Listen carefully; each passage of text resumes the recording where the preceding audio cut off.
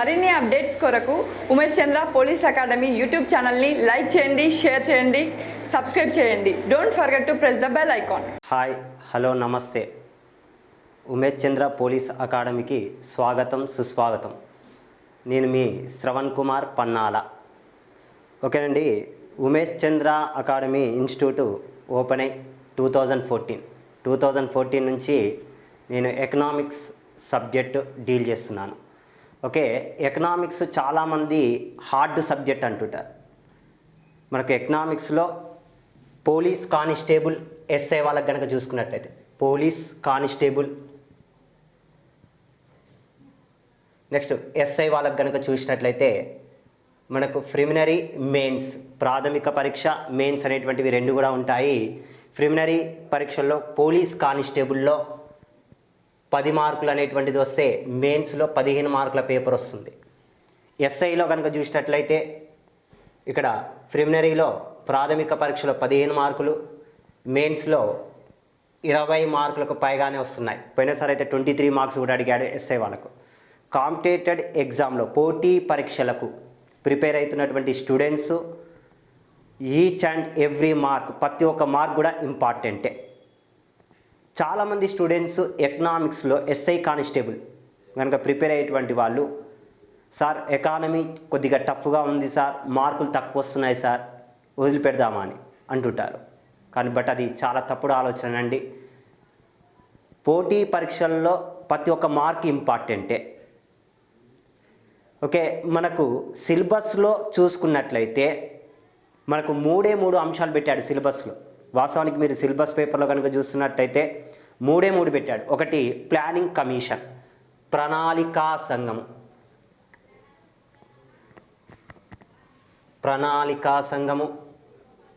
మరియు నీతి ఆయోగ్. ప్రణాళికా సంఘము మరియు నీతి ఆయోగ్ అనేటువంటివి పెట్టడం జరిగింది ఒక టాపిక్గా.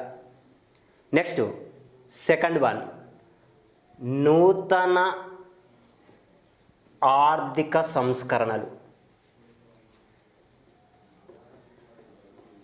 నూతన ఆర్థిక సంస్కరణలు అనేటువంటిది ఒకటి పెట్టాడండి. నెక్స్ట్ థర్డ్ వన్ వచ్చేసి గ్రామీణ అభివృద్ధి అనేటువంటిది పెట్టాడు. గ్రామీణ అభివృద్ధి ఎకనామిక్స్ వైజ్గా చూసినట్లయితే మనకు సిలబస్లో ఈ 3 కనపడతాయండి. ఒకటి ప్లానింగ్ కమిషన్, ప్రణాళికా సంఘము మరియు నీతి ఆయోగ్. నూతన ఆర్థిక సంస్కరణలు ఎప్పుడు ప్రారంభమయ్యాయండి అంటే 1991. నెక్స్ట్ గ్రామీణ అభివృద్ధి. మరి ఈ 3 టాపిక్లను కనుక విడదీసి చూసినట్లయితే ఓకే, ప్రణాళికా సంఘం ఉంది, నీతి ఆయోగ్ అనేటువంటిది ఫస్ట్ చాప్టర్. మరి నూతన ఆర్థిక సంస్కరణలు అంటే ప్రతి ఒక్క అంశంలో భారతదేశంలో 1990 కంటే ముందు పరిస్థితి, 1991 తర్వాత ఎల్పిజి విధానాన్ని ప్రవేశపెట్టిన తర్వాత, నూతన ఆర్థిక సంస్కరణలు ప్రవేశపెట్టిన తర్వాత భారతదేశ ఆర్థికాభివృద్ధిని మొత్తం కూడా స్టడీ చేయాలి. ఇక్కడ ఇచ్చినటువంటిది మనకు నూతన ఆర్థిక సంస్కరణలు అనేటువంటి వర్డ్ ఒకటే ఇవ్వడం జరిగింది.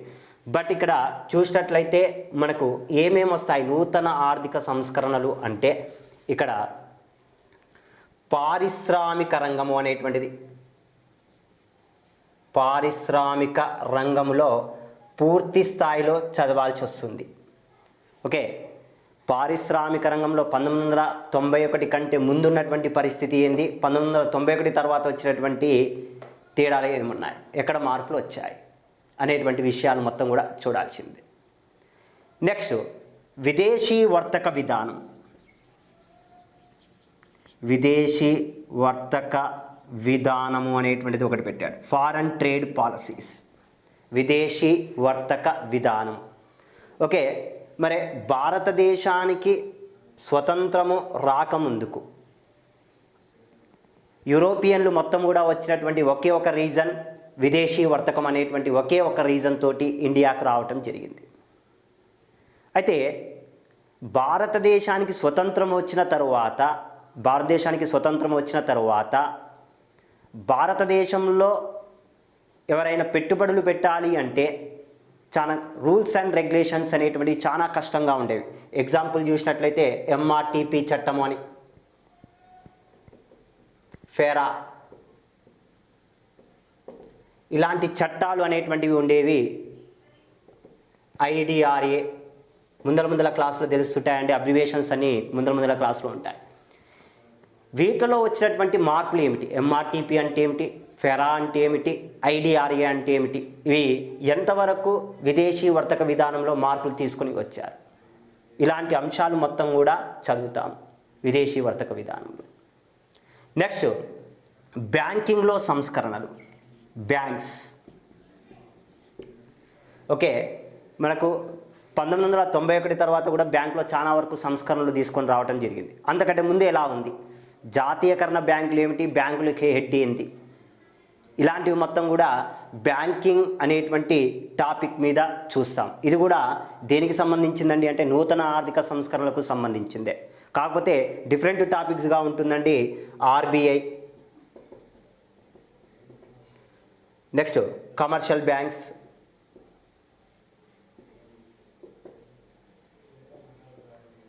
RRB, కోఆపరేటివ్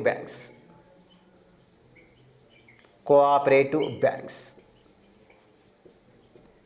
ఇవన్నీ కూడా ఎందులో చూస్తామండి అంటే బ్యాంకింగ్ అనేటువంటి చాప్టర్లో. ఓకే, మరి దీని తర్వాత నూతన ఆర్థిక సంస్కరణలోనే మరొక చిన్న టాపిక్ ఏదండి అంటే ఇంకొక టాపిక్ ట్యాక్సెస్. వాస్తవానికి మనకు గ్రూప్ 2 సిలబస్లో కనుక చూసుకున్నట్లయితే స్థూల ఆర్థిక విధానము అంటాం, స్థూల ఆర్థిక వ్యవస్థ. ఇందులో నూతన ఆర్థిక సంస్కరణలను పెట్టాడు. ట్యాక్సెస్, పన్నులు. ఓకే, పన్నులలో కూడా వివిధ రకాలైనటువంటి సంస్కరణలు తీసుకొని రావటం జరిగింది. పన్నుల్లో ఎలాంటి సంస్కరణలు వచ్చాయి? ఇక్కడ మనకు ట్యాక్సెస్లో 2 రకాలైనటువంటి పన్నులు ఉన్నాయండి, డైరెక్ట్ ట్యాక్సెస్, ఇండైరెక్ట్ ట్యాక్సెస్. ప్రత్యక్షమైన పన్ను, పరోక్షమైన పన్ను అని 2 రకాలు ఉన్నాయి. డైరెక్ట్ ట్యాక్సెస్, ఇండైరెక్ట్ ట్యాక్సెస్ అని 2 రకాలు ఉన్నాయి. మరి ఇప్పుడు ఇండైరెక్ట్ ట్యాక్సెస్ ఉన్నాయా అంటే all indirect taxes merged on GST. ఎందులో విలీనం అయిపోయాయండి అంటే GSTలో. నెక్స్ట్ 1991 తర్వాత కూడా 91 సంవత్సరం నుంచి పన్నుల్లో భారీగా మార్పులు తీసుకొని రావటం జరిగింది. ఈ అంశాలు మొత్తం కూడా ఇక్కడ చూస్తాం. దీంతో పాటు ద్రవ్యము అనేటువంటిది, ద్రవ్యము, మనీ, ద్రవ్యోల్బణము, ద్రవ్యము, ఇన్ఫ్లేషన్, ద్రవ్యోల్బణము అనేటువంటిదండి. ఇవన్నీ కూడా దేనికి సంబంధించినటువంటిదండి అంటే నూతన ఆర్థిక సంస్కరణలు. నూతన ఆర్థిక సంస్కరణలు అనేటువంటిది పెట్టడం జరిగిందండి. పారిశ్రామిక విధానము, పారిశ్రామిక రంగము అనేటువంటిది, నెక్స్ట్ విదేశీ వర్తక విధానము, బ్యాంకింగ్, ట్యాక్సెస్, ద్రవ్యము, ద్రవ్యోల్బణము, ఇవన్నీ కూడా 1990 కంటే ముందు ఎలా ఉంది, 91 తర్వాత ఎలా ఉంది. దీంతో పాటు బడ్జెట్ అనేటువంటి విషయం కూడా చూడాలి. బడ్జెట్ అనేటువంటి విషయం మొత్తం కూడా చూడాలి. మనము ఈ అంశాలను మొత్తం కూడా ఇంతకుముందు చెప్పాను. పారిశ్రామిక రంగము, పారిశ్రామిక రంగము, నెక్స్ట్ వన్ అండి ఫారెన్ ట్రేడ్ పాలసీస్, విదేశీ వర్తక విధానం అనేటువంటిది, బ్యాంకింగ్, బ్యాంక్స్, నెక్స్ట్ వన్ అండి ట్యాక్సెస్, మనీ, ద్రవ్యము, ద్రవ్యోల్బణము, ఇన్ఫ్లేషన్, నెక్స్ట్ బడ్జెట్. ఇవన్నీ దేనికి సంబంధించినవి అంటే నూతన ఆర్థిక సంస్కరణలతోటి లింకప్ ఉన్నాయి. నెక్స్ట్ మనకు పెట్టినటువంటిది థర్డ్ టాపిక్ ఏదండి అంటే సిలబస్లో పెట్టినటువంటి థర్డ్ టాపిక్ ఏదండి అంటే గ్రామీణ అభివృద్ధి. గ్రామీణ అభివృద్ధి అంటే దేనికి సంబంధించిందండి అంటే వ్యవసాయ రంగము. వ్యవసాయ రంగము, అగ్రికల్చర్ సెక్టర్ అనేటువంటిది ఒకటి పెట్టాడు. ఏంటి వ్యవసాయ రంగము అనేటువంటిది ఒకటి పెట్టడం జరిగింది. ఇందులో చాలా డిఫరెంట్ టాపిక్స్ ఉన్నాయి. మళ్ళీ వ్యవసాయ రంగం చాలా పెద్ద టాపిక్ అండి.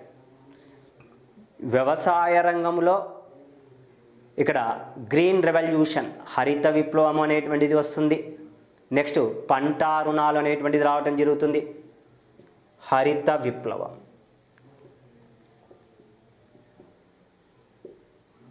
నెక్స్ట్ పంట రుణాలు,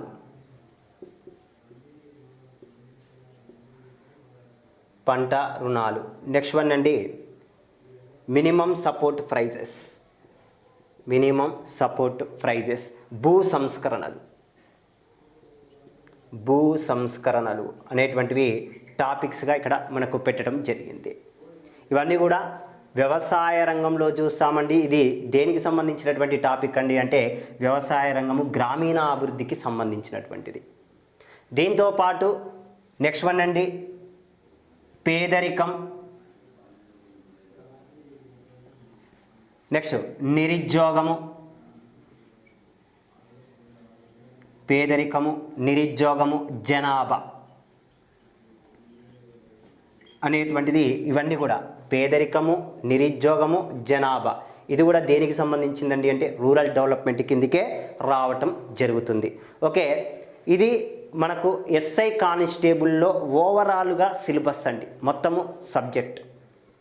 ఇందులో ఎక్కడి నుంచి ఏ ఏరియా నుంచి ప్రశ్నలు అడుగుతున్నాడు ఎలా అంటే కొద్దిగా చెప్పడం కొంత కష్టమే.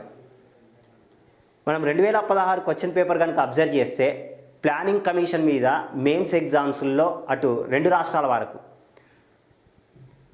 ఏపీలో అయినా సరే తెలంగాణలో అయినా సరే 6-7 మార్కులు ఓన్లీ ప్లానింగ్ కమిషన్ అండ్ నీతి ఆయోగ్ మీద అడిగాడు. బట్ మన 2018-19లో జరిగినటువంటి ఎగ్జామ్స్లో ప్లానింగ్ కమిషన్ అండ్ నీతి ఆయోగ్ సంబంధించి 2 మార్కులే అడిగాడు. ఈ టాపిక్ నుంచి ఇన్ని మార్కులు వస్తున్నాయని ఎక్స్పెక్ట్ చేయడం కష్టం. మొత్తం ఓవరాల్గా చదవాల్సిందే. టోటల్గా స్టడీ చేస్తేనే ఫుల్ మార్క్స్ రావడానికి ఛాయిస్ ఉంది. మొత్తము వాడు అడిగేటువంటి 20 ప్రశ్నల్లో 20 నుంచి 25 మధ్యలో ప్రశ్నల్లో బాగా జతపరచుమే అడుగుతున్నాడు. ఇప్పుడు ఎగ్జాంపుల్ కనుక చూసుకున్నట్లే మన ఎస్ఐ కంటే కానిస్టేబుల్ పేపర్ హార్డ్గా వచ్చింది పేపర్. రీజన్ ఏంటండి అంటే సింపుల్ లాజిక్ అండి. కానిస్టేబుల్కి ఇంటర్మీడియట్ చాలు, ఎస్ఐకి డిగ్రీ వాళ్ళు ఎంతమంది అప్లై చేశారు ఎస్ఐ కోసం అంటే 1,50,000 మంది అప్లై చేస్తే కానిస్టేబుల్కి మొత్తం ఎంతమంది అప్లై చేశారండి అంటే 7 లక్షల అప్లికేషన్స్ వచ్చాయి. వాడు ఇచ్చింది మొత్తము 16,000 పోస్టులు. 16,000 పోస్టులకు తెలంగాణలో 16,000 పోస్టులకు దాదాపు 7 లక్షల మంది అప్లై చేస్తే ఫిల్టర్ చేయాలి పేపర్. ఈజీగా ఇస్తే అందరు చేస్తారు. అందుకే వీలున్నంత వరకు ఫిల్టర్ చేయడం కోసం ఏం చేస్తున్నాడండి అంటే పేపర్లో ఎక్కువగా జతపరచుమి లాంటి క్వశ్చన్సే ఎక్కువగా అడుగుతున్నాడు. కాబట్టి స్టూడెంట్స్ ఎగ్జామ్ అటెండ్ అయిన రోజు, ఎగ్జామ్ రాసే రోజు టైం మేనేజ్మెంట్ లేకుంటే మాత్రం సక్సెస్ఫుల్ కారు. పక్కాగా టైం మేనేజ్మెంట్ అనేటువంటిది కావాల్సిందేనండి స్టూడెంట్స్. ఎవ్రీవన్ గుర్తుపెట్టుకోవాల్సింది ఇక్కడ వాడు ప్రశ్నలు ఎలాంటి ప్రశ్నలు అడుగుతున్నాడో చూద్దాం. 2016లో అడిగాడు ఎలాంటి ప్రశ్నలు, ఒక ప్రశ్న లాజిక్గా ఒకటి చూస్తున్నాను, ఎలాంటి ప్రశ్నలు అడిగాడో చూద్దాం. ఒక ప్రశ్న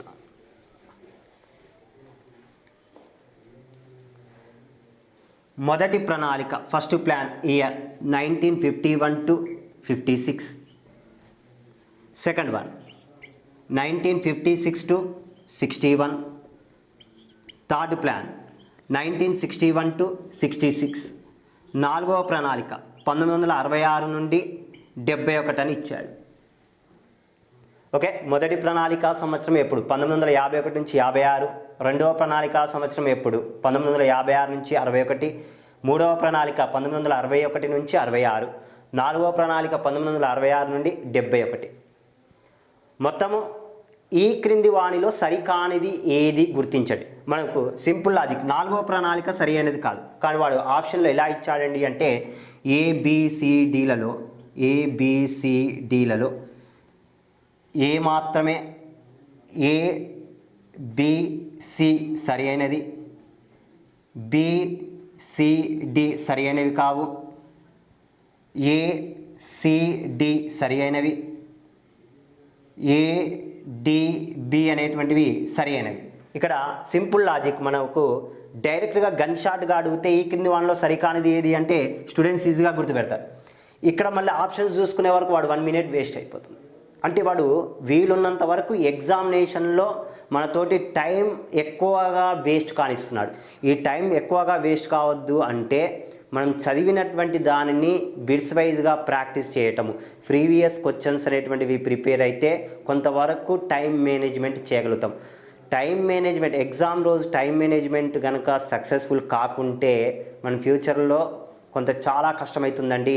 పోటీ పరీక్షల్లో టైం మేనేజ్మెంట్ అనేటువంటిది ఇంపార్టెంట్. ఓకేనా స్టూడెంట్స్? ఇంకొక చిన్న ప్రశ్న ఎలా అడిగాడు చూద్దాం. ఇలాంటిదే ఒక ప్రశ్న అడిగాడు. ఈ క్రింది వాణిని జతపరచండి అని ఒక ప్రశ్న అడిగాడు ఈ మధ్య కాలంలో ఎకనామిక్స్లో.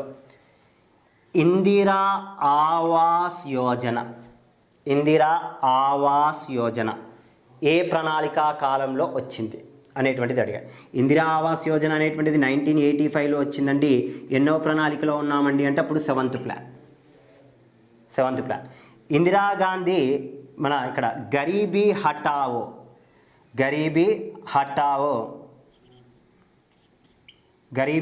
అని ఇందిరాగాంధీ ఏ ప్రణాళికలో ప్రకటన చేసింది అంటే అది 4th ప్లాన్లోనండి. 1971లో 4th ప్లాన్లో వచ్చింది. అబ్దుల్ కలాం సిఫారసుల మేరకు ప్రవేశపెట్టబడినటువంటి పథకము పురా అనేటువంటిది ఏ ప్రణాళికా కాలంలో ప్రవేశపెట్టడం జరిగింది. ఇది 2004లో వచ్చిందండి. 2004లో అంటే అప్పుడు మనం ఎన్నో ప్రణాళికలో ఉన్నామండి అంటే 10th ప్లాన్లో ఉన్నాం. ఇవి వాడు ఇలా ఇచ్చి జతపరచండి అని అడుగుతున్నాడు. అక్కడ ఇస్తున్నాడు.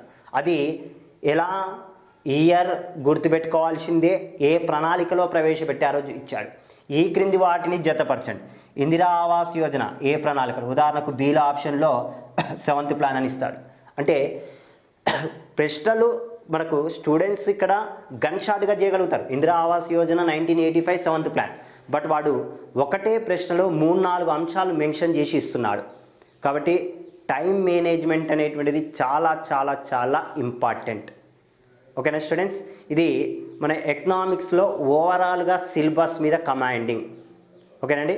ఇది సింపుల్గా ఓవరాల్గా కమాండింగ్ ఎంతవరకు ఉన్నది ఏంటి అనేటువంటిది చూసాము. నెక్స్ట్ క్లాస్లో కొన్ని బేసిక్ పాయింట్స్ ఎకనామిక్స్లో బేసిక్ పాయింట్స్ గురించి స్టడీ చేద్దాం. ఓకేనా స్టూడెంట్స్? బాయ్. ఓకే.